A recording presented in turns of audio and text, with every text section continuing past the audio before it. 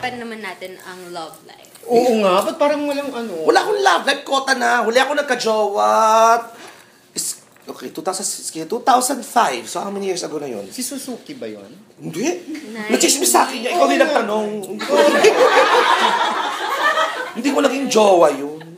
Malamang ko naging jowa ko siya. Di artista pa siya ngayon. Wala na ang showbiz. Ano yun?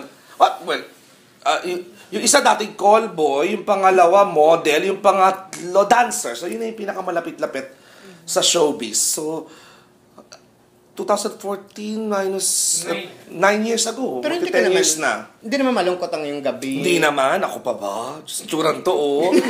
Parang wala na nga akong love life. Wala pa ba akong sex life? Kawawa naman ako, di ba?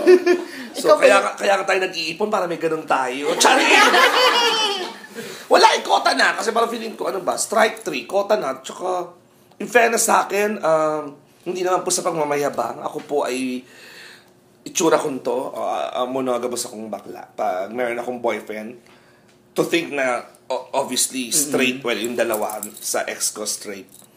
Na alam ko naman na may mga girlfriend, may mga girls on the side, pero ako, hindi, pag may jowa ako. Parang feeling ko girl ako, yung, hindi, dapat kasi yung boyfriend mo, doon ka lang, may ganun akong drama.